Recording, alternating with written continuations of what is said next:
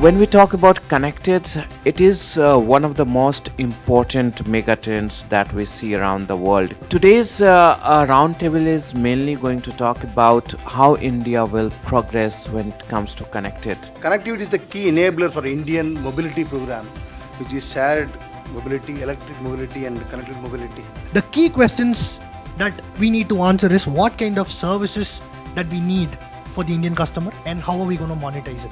One thing which is going to dramatically alter the auto landscape in terms of shift, it is possibly this.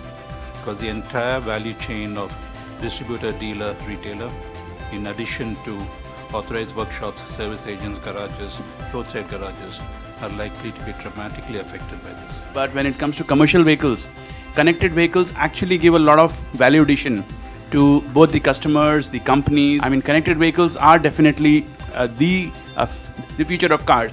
But then for that, a lot of infrastructure is required, a lot of backbone is required. Right now, even our cell phones don't connect in most parts of rural India. And how will a connected car, which has so much of data to be transmitted, be able to work well there? That's a big issue. Connectivity can be brought in. Yeah. The question that we have to look at is how do we change social habits with connectivity? Yeah. How do we have an impact on the society with connectivity? What kind of challenges do you see from, or threat do you see from the newcomers who are going to make a space like digital companies? The point which is being made is, at a point of time, the vehicle owner needs suppliers.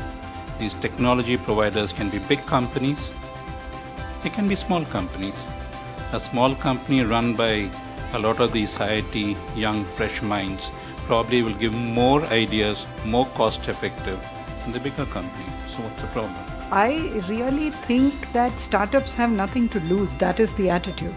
And they challenge anything and everything that is there. Our component manufacturers, SMEs, small players, they do not focus much on R&D, they do not have technology. They largely work on technical alliance with the global partners.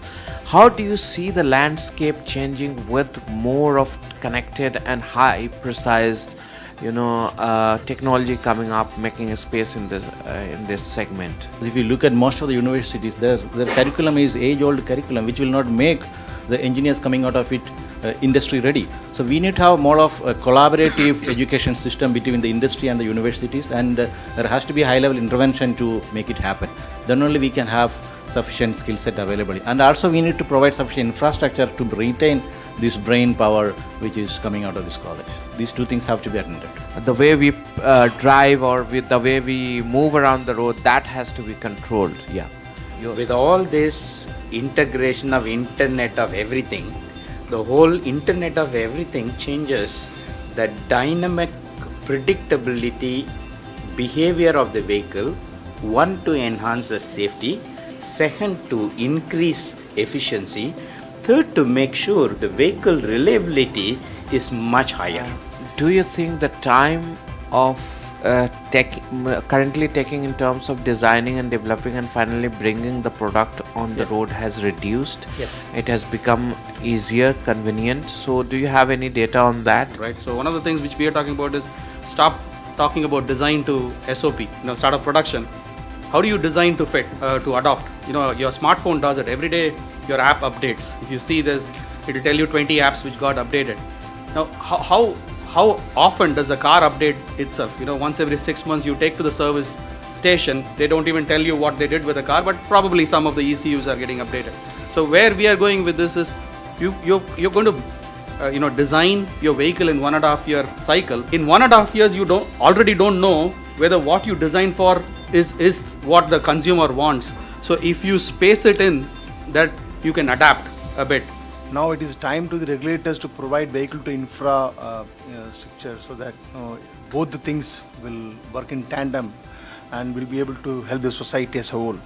If not as a whole country, at least the pilot stage, some areas like a speed highway or expressway where you can know some kind of infrastructure, vehicle to vehicle and vehicle to infrastructure, that will be really helpful.